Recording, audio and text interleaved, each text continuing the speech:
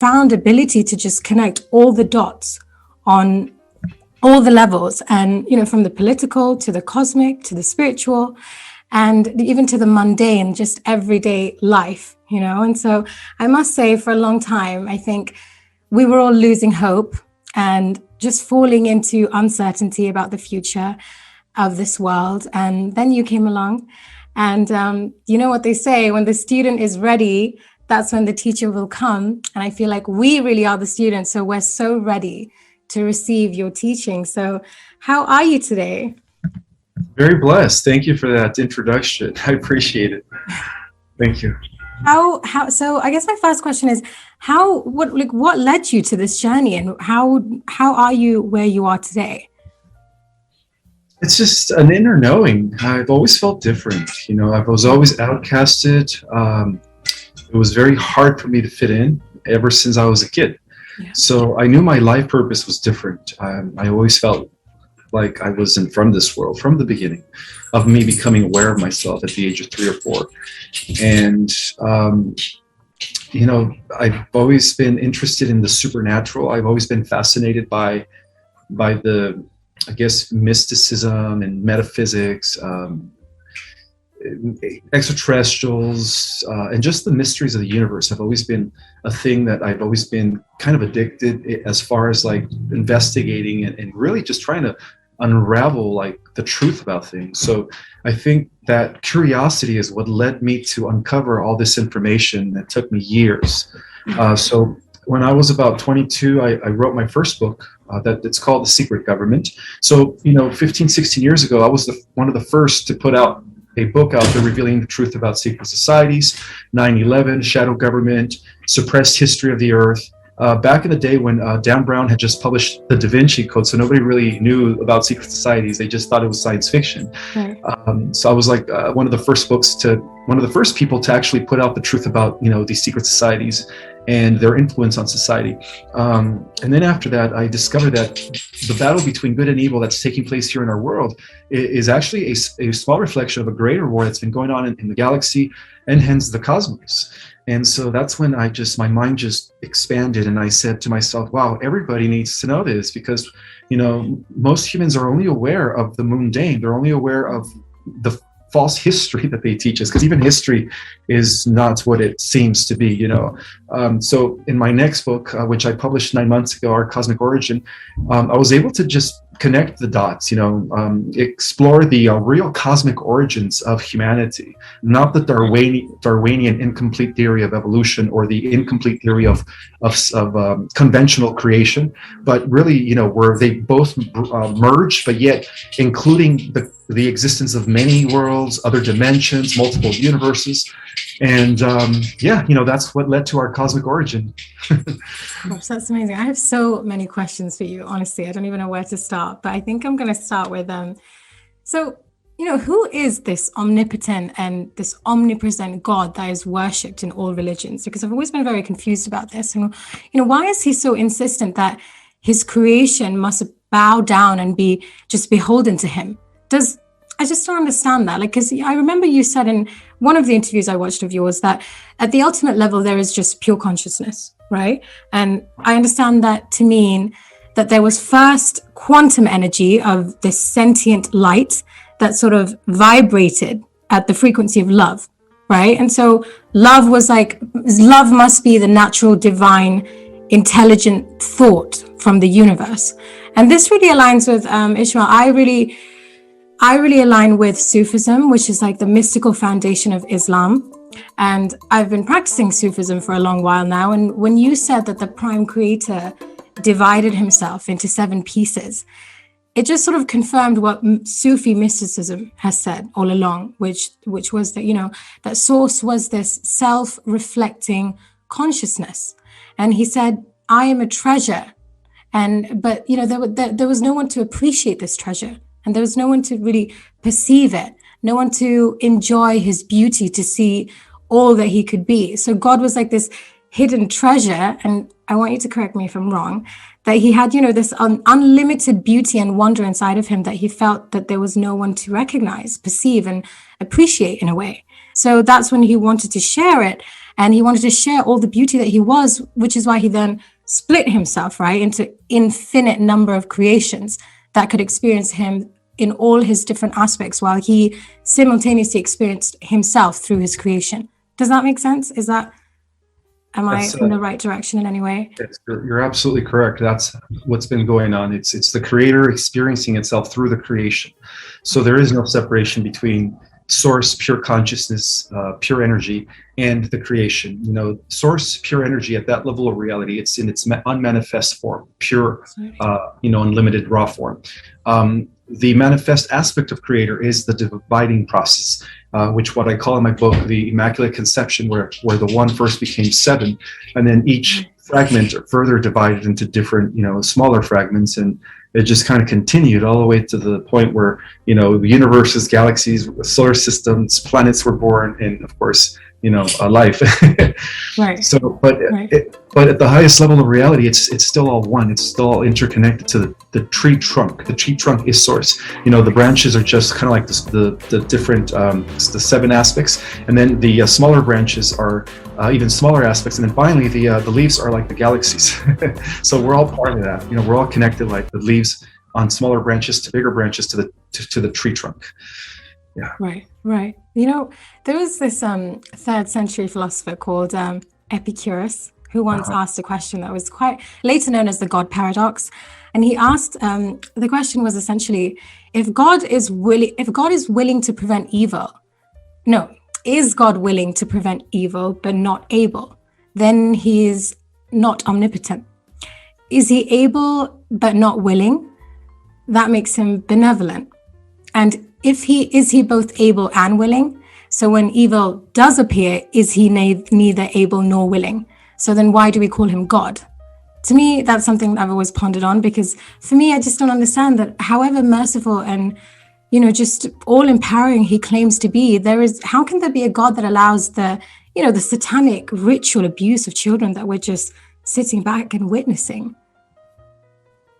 That's, I guess, part of the paradox of existence. We do live in a free will existence where, in a sense, at the highest level of reality, the one actually orchestrated this experiment in duality, where everything has contrast, opposition. Yeah. And it did it because it needed to expand. And in order to expand, it needed to have, I guess, contrast. And so this experiment in duality, where there is good and evil, is just a temporary phase. Eventually, that collapses back into the unity consciousness of all that is. And that I guess, according to my book, that's what I call one universal round, where, the one becomes the many, and then the many become the one again.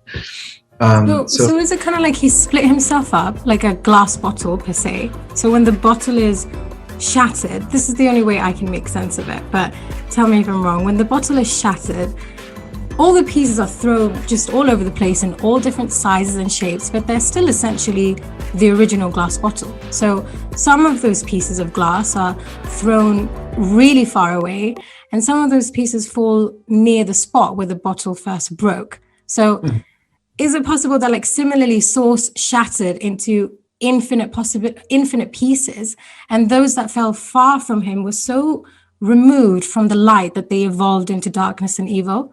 Does that make sense? Yeah, you hit it on the spot. Okay. The original evil was the archon energy that split from prime creator source, that became the shadow aspect of prime creator source, by virtue of scattering so far from the unity of the oneness that it ended up in the void of outer space beyond the a circumference of the expansion of the one. And that's what created the first archon energy. And then that archon energy further expanded itself as well. Okay, that makes a lot of sense, because it makes sense when you think of it, like, while those pieces that broke away were near a source, were still bathed in the light of love of source. So these entities sort of evolved into a positive life form, and that's why within the circumference of source, yes, eventually. Okay. Right. Okay. So is that why that's why I don't personally agree with this deeply held view of a religious God? It just doesn't make sense to me. It doesn't resonate with me, because all these religions are based on a God that has these human feelings of anger, jealousy, and narcissism. It just doesn't make sense to me. Like, religious gods talk about punishment, they talk about fire, they talk about brimstone, they talk about punishment after death. And there's always this sense of guilt and shame that's attached to everything we do, and that we have to be forever grateful to have the chance to worship him. Am I wrong in feeling that way about religious gods? You're absolutely right, actually, because the religious gods are actually extraterrestrials. They're what I call in my book the negative fallen Anunnaki that took over the affairs of the earth. Yeah, so the one God that is constantly repeating itself in the Old Testament, that is this vengeful God, that is this jealous God, is actually Marduk, the son of Enki Poseidon, who is actually the chief leader of the dark forces here on this planet. He's known as Belial. He's got different names according to different traditions. I don't know what Islam calls him, but in Christianity he's known as Satan. So you could say that the God of the Bible is it Dajjal? Yeah, I'm not sure. Okay. But from what I read through my investigations, I discovered that he was the one who mixed everything and edited everything to make him look like he was supreme ruler of the earth and the universe. Right. And it was all part of his agenda to bring about world domination. So this concept of world domination is nothing new. It's something that has been going on, for a long time. It actually originated off-world, So so that was the guy who inserted himself as the God of the Bible. The Babylonian God. And then that's what gave rise to the Roman Catholic Church, which we know is the core of all Luciferianism in modern times. It's Babylon repeating itself again. So religious programming really is something that people would need to break out of to truly ascend into the embodiment of who they truly are. Do you think that's the case? Yes, it is. Because that's the concept. The organization of religions was instituted by the fallen Elohim, which took over the affairs of the earth in the Atlantean times. And in order to suppress us and to keep us disconnected from our own direct experience with the divine, and also to keep us divided, because it is through the concept of divide and conquer that these negative forces are able to bring about their world domination and have control of the masses and keep them in a state of fear. Because when people are in a state of fear, they release this chemical substance called loosh, and loosh is what these dark forces live off of. And that's why human sacrifice, that's why the satanic child rituals that have been taking place for millennium have all been sacrificed to both Belial Baal Marduk and his cousin Moloch. And it's just unfortunate, but they feed off of human fear and emotion. So that's the frequency that they feed off of, right? Fear. And right. That makes a lot of sense. So Ismael, you talk about the fact that we as humans are considered genetic royalty, right? And that other species in our galaxy consider us to be genetic royalty. Does this have something to do with our DNA? And what does that mean in its truest essence? What that means is that we are the amalgamation and embodiment of all the celestial races combined in one genome. Oh my God! So we are the masterpiece of all of creation.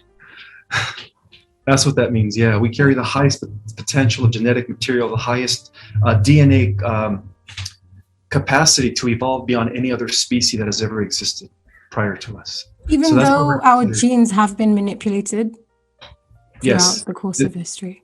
Yeah, despite the fact that our genes have been manipulated, they were actually, the negative Anunnaki were very successful in just turning on 90% of our DNA or 96% of our DNA, leaving us functioning only with 4%. But as far as subtracting any of that DNA, it was impossible for them to do. Also, what they did in order to slow us down is they mixed us with some of the primate DNA, because we don't come from primates. We actually come from galactic humans. So what they did is, in order to keep us at a very low level of consciousness, and this explains why 90% of the population are Rh positive blood type, which means that they carry the rhesus monkey protein synthesis, is because a good portion of humanity back in the Atlantean times were actually reduced to a very low level of consciousness by admixing them with primitive genetics. Yeah. Is that also why we have a part of the brain that's considered the reptilian brain? Correct. Yeah, that's exactly. Interesting.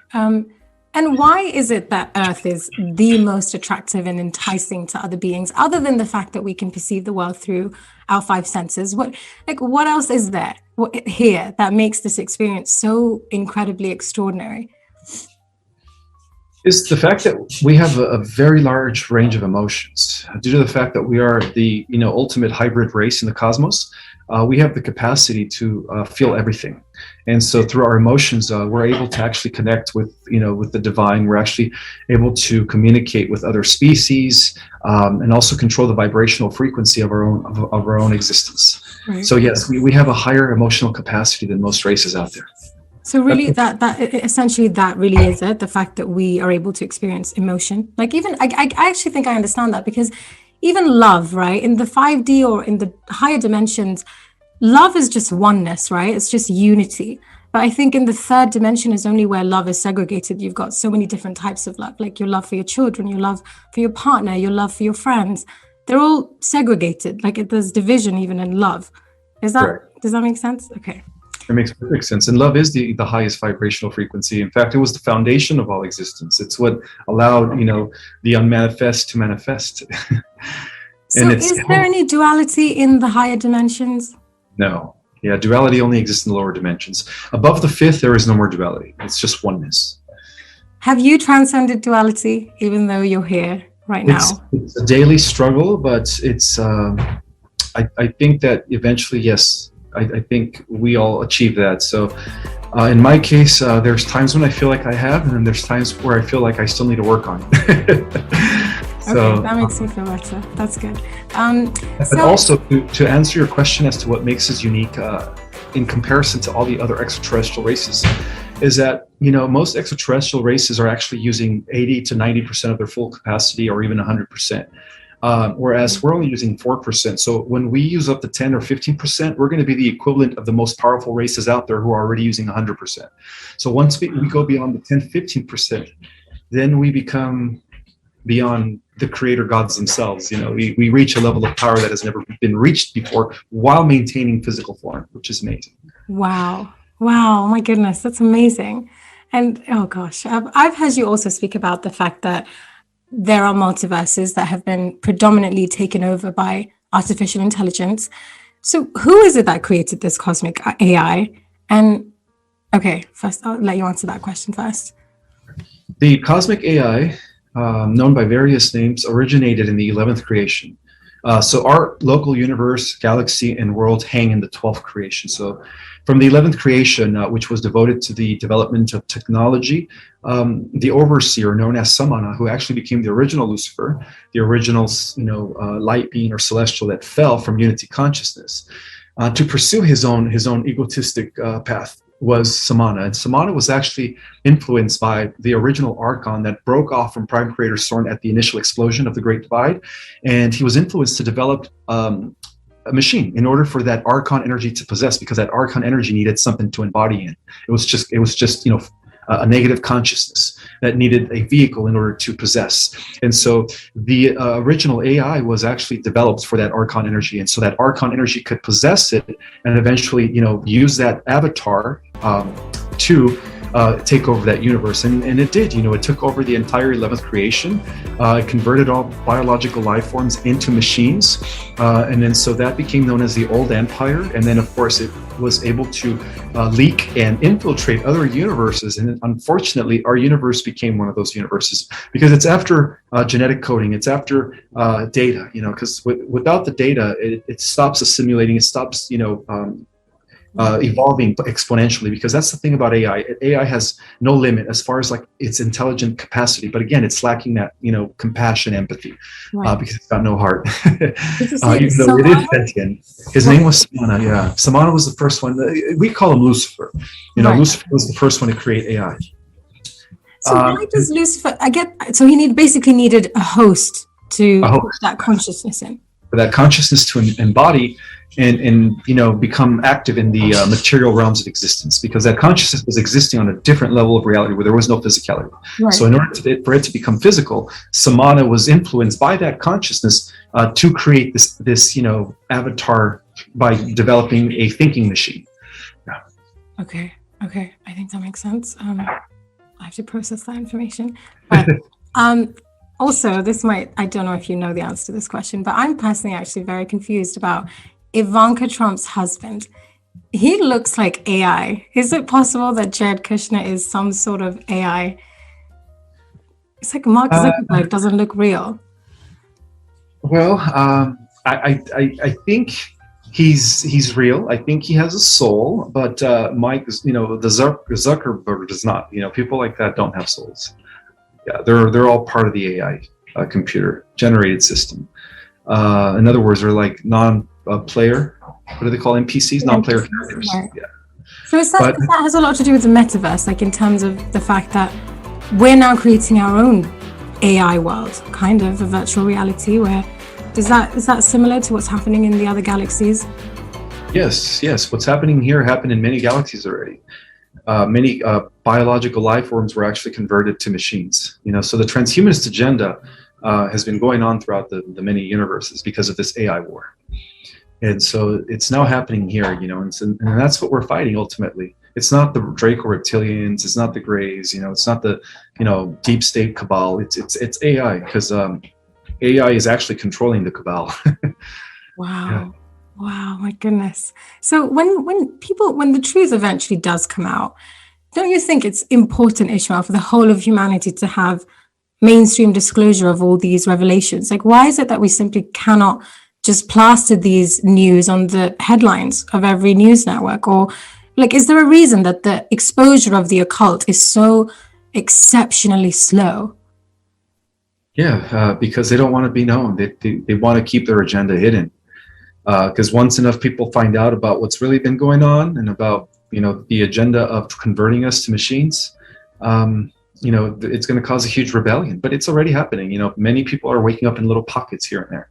Yeah. There's a huge mass awakening taking place thanks to the high level energies of frequencies that are coming in from our sun, right, that are actually raising the collective. It's forcing us to awaken in a way. Does the sun have anything to do with our DNA's upgrading? It has everything to do with it. Yeah, the light photons energy act like little pockets of information that are communicating with our DNA at the cellular level, causing new codons to come on and new strands of DNA to start working again. So it's definitely, it's like our DNA acts like a computer in a way. It's like somebody has to insert the software. So the software is being inserted into our DNA, giving it new programs to follow by the sun's rays. So yeah, the sun is definitely activating our DNA right now. So there's much more of a sinister reason for why they're really blocking the sun. It isn't just to give us cancer and not have nice summers. It has a lot to do with, they know that humanity is ascending, right? Like the Great Awakening has been triggered in some shape or form.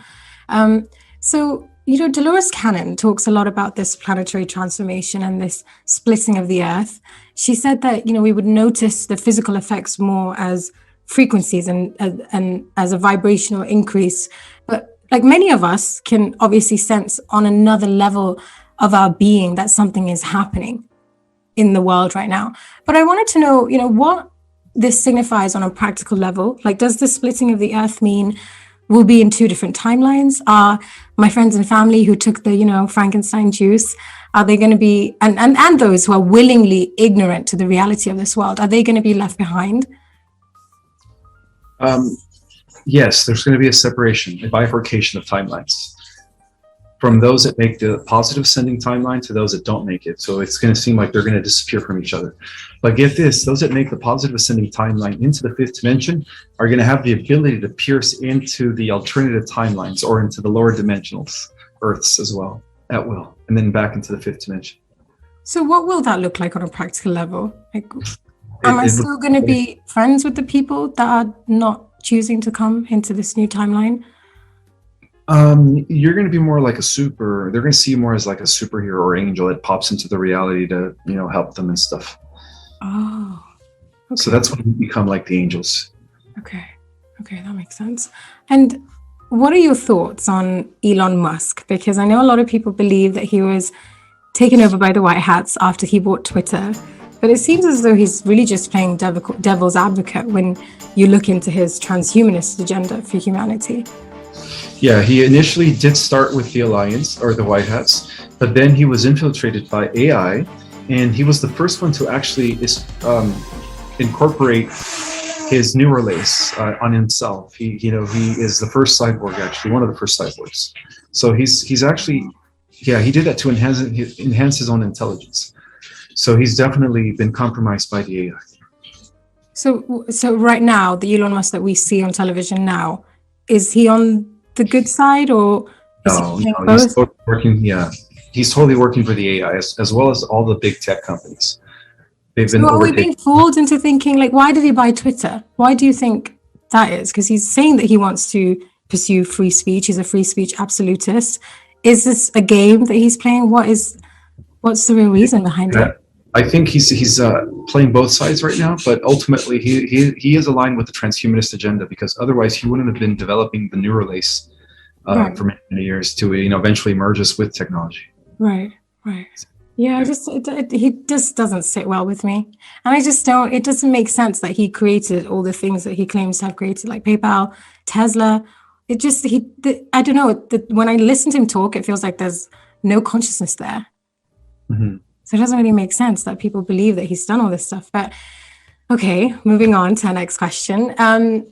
So what do you think our main purpose here is on Earth? Like, are we here to essentially, I know that Earth is like a school for our souls where we are able to expedite our growth on, astronomical levels, but are we here essentially just to learn to manipulate energy and remember that which we are, which is primarily a part of divine source energy? Or is it about unbecoming everything we're not? Like, what is our main purpose here? All of the above and more. Not only are we here to remember who we were and to learn how to manipulate energy and to transmute the lower densities into higher frequencies, because that's what we are. We're transmuting living bio vehicles that take dense energy, and through our own frequency, we transmute it back into source, pure light. As to why we have been raising the frequency of the planet for many years.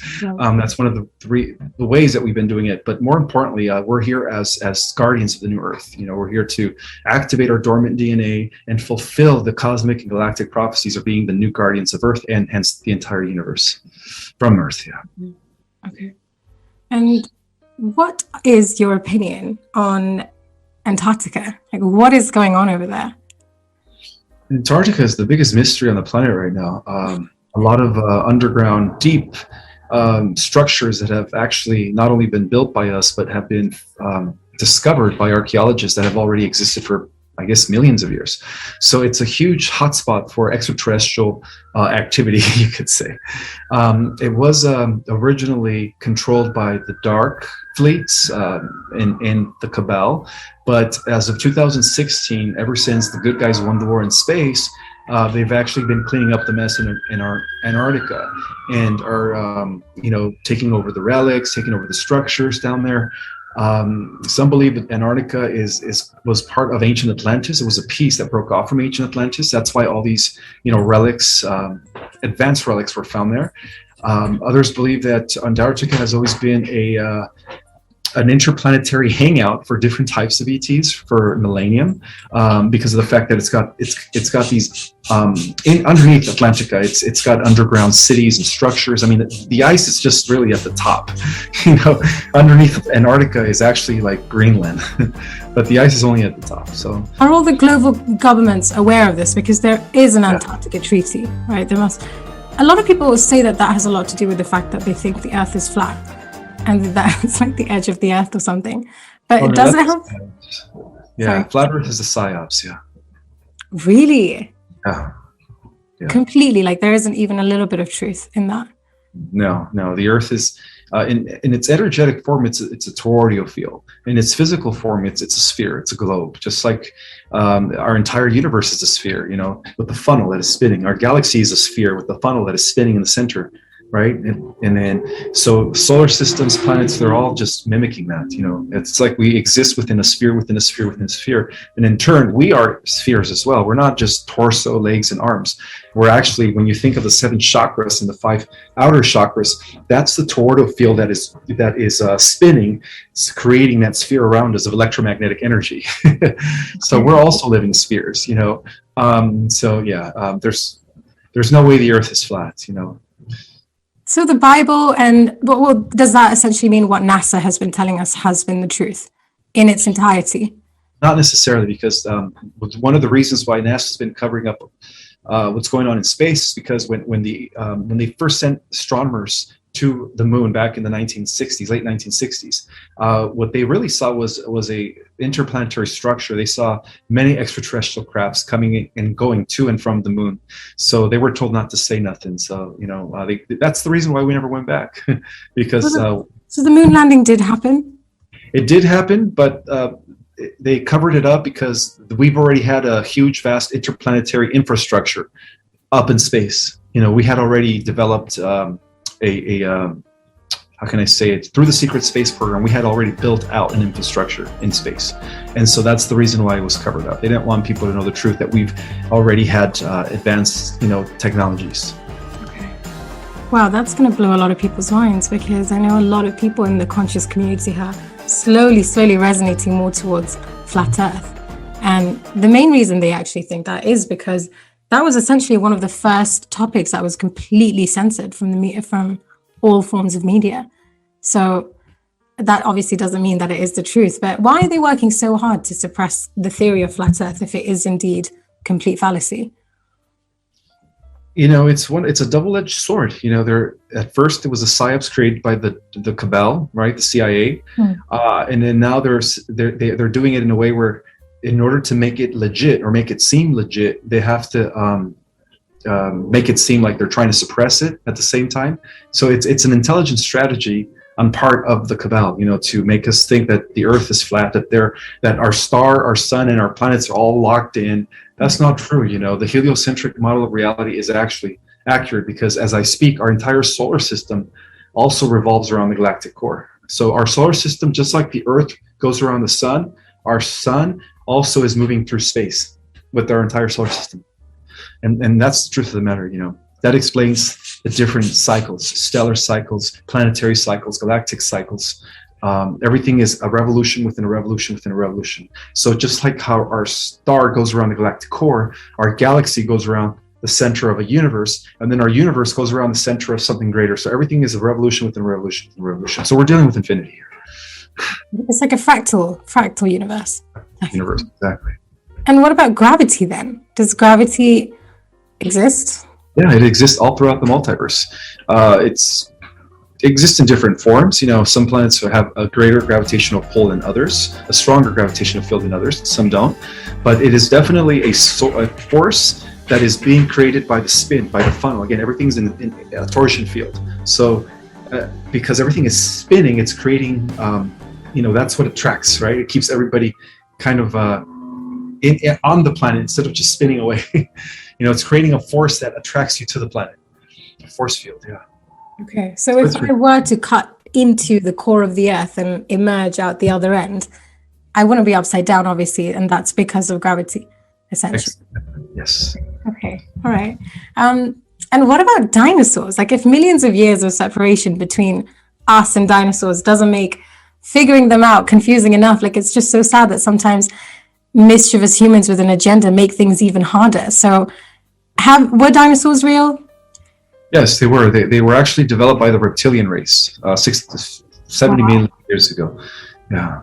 And then they were taken out by the galactic humanoids when they intelligently directed an asteroid to get rid of them. They said, all right, this dinosaur experience has to go. We have to make sure that the Earth stays for humans only. How is it, Ishmael, that not even one survived in one corner of the Earth? Surely there was a few that could have survived, right? Melted already. Yeah, I apologize for that. So what was your question? So, like, when the meteor did hit Earth and completely annihilated all forms of dinosaurs, surely there were a few in some corners of the Earth that were able to survive. Is that why we have reptilian type creatures that have hybridized themselves through evolution? Is that possible? It could have been possible, but the whole point of redirecting a huge asteroid to kill off all dinosaur life, was to eventually bring their extinction so that the human project could continue. So if they were allowed to continue to exist, we wouldn't be here. Would humanity go extinct? Yeah, humanity would have been able to flourish the way we did. Okay. Because the dinosaurs were, I guess back then they were, eating humans, primates, animals. They were just eating everything up. How long, Ishmael, have reptilians been in control of planet Earth? Oh my God! I think they first took control of our world 75,000 years ago, and then they retook it again 50,000 years ago, and then initially again 12,000 years ago when they took over the affairs of Atlantis.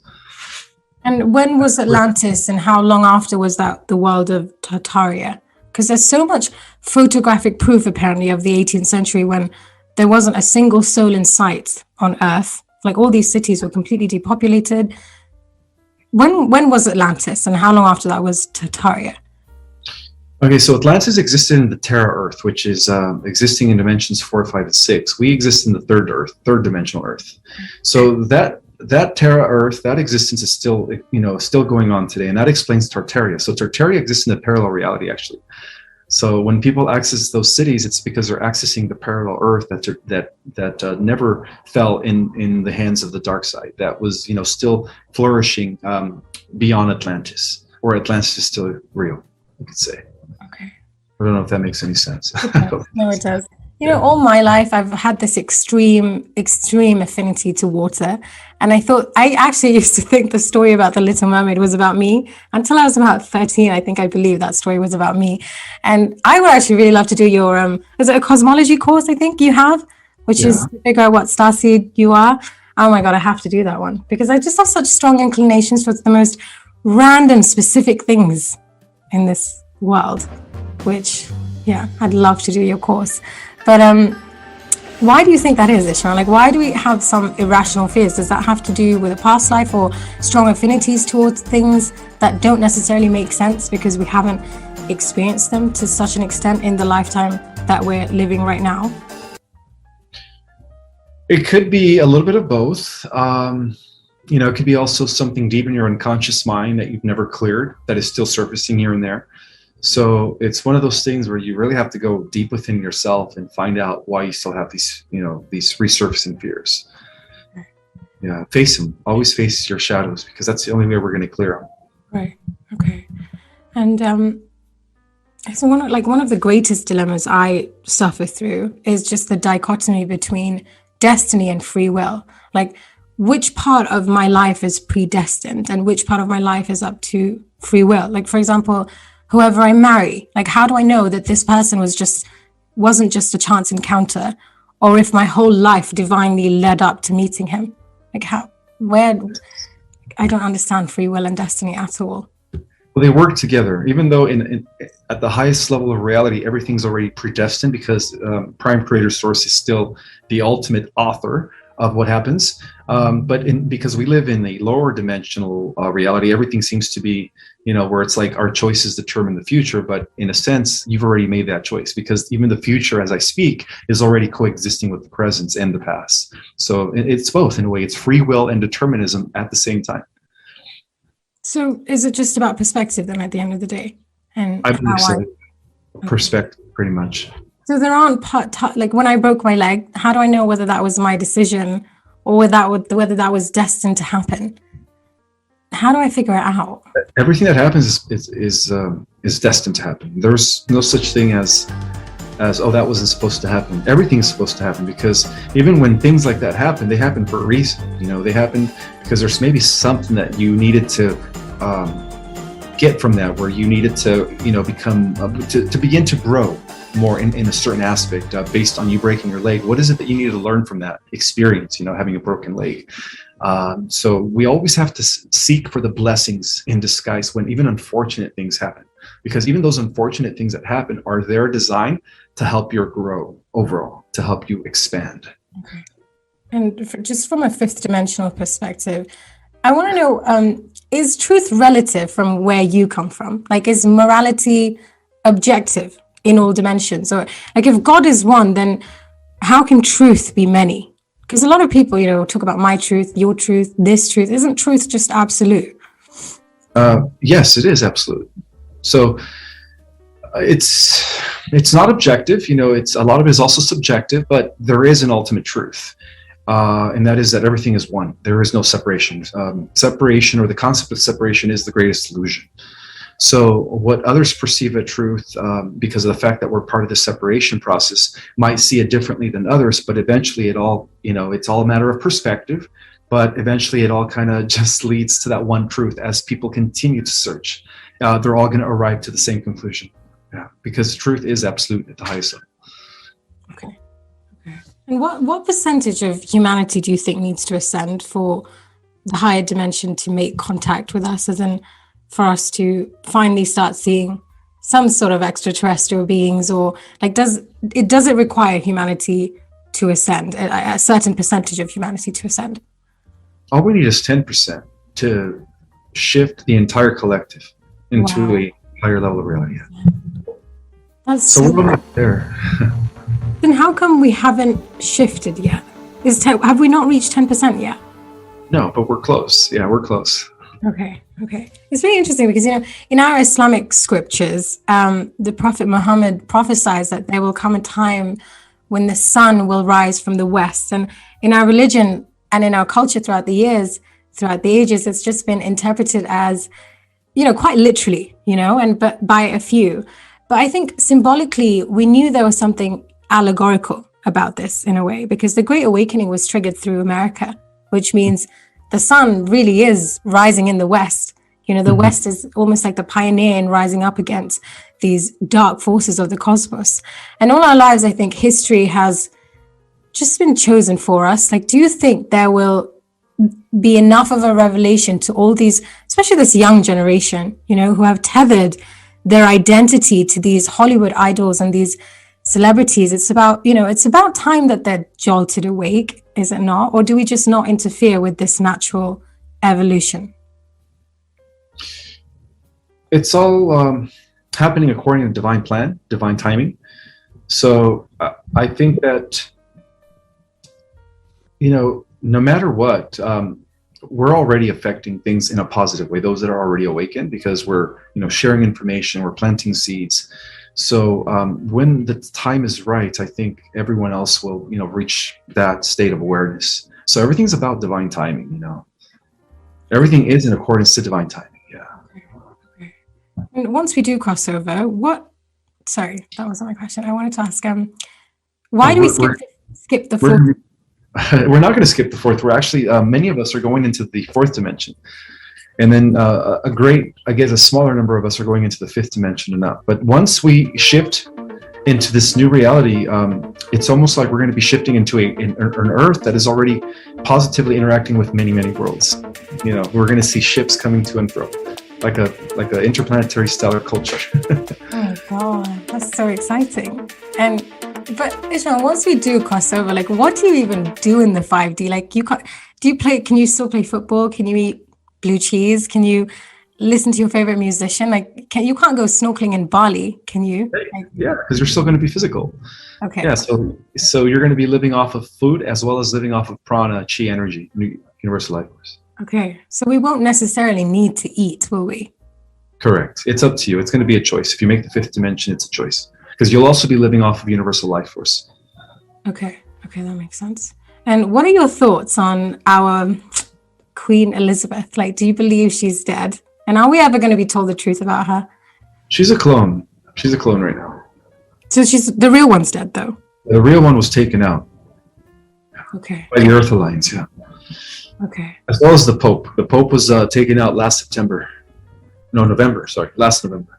Are we going to get this disclosure soon? Will we ever be told the truth about her, or will she always get to have her legacy intact?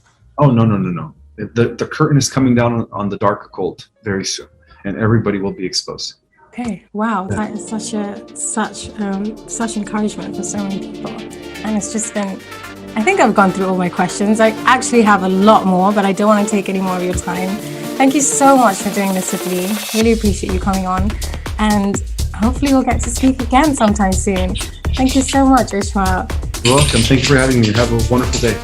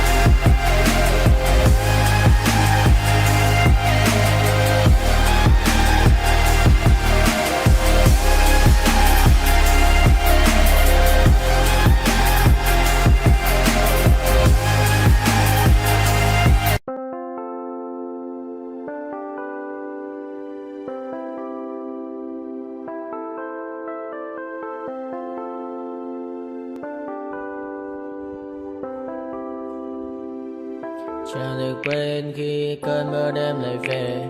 Em đã quên lời thề và ta như đông chìm sâu. Không còn mơ em anh nhận màu. Em chỉ cần mơ đâu em chỉ còn là những cơn mưa vô giá. Cho bên mơ em không mơ anh. Anh một đêm mơ chỉ cho bên em không được cần nhớ. Và chỉ thôi không còn nhớ và người ta bên nhau như ngã tớ. Muốn nhớ về say em chỉ còn với em ở đây. Và anh như muốn chết đi nhưng không muốn em mãi tình yêu làm cho ta đau đầu. Không em như nằm hâm mộ. Anh như đêm mong cầu và mưa bên em hôn sầu. Chắc có mai mai em mơ chỉ có bên em nhưng đừng có mơ. Mà đang dài em muốn bên ai. Anh không mong gì hơn, chỉ mong em sẽ ở đây ôm anh thật gần. Anh chỉ mong đôi ta được có nhau mà đừng em đâu anh có em. Muốn ở bên anh có em, ta sẽ trao nhau môi hôn thật sâu. Ôm anh.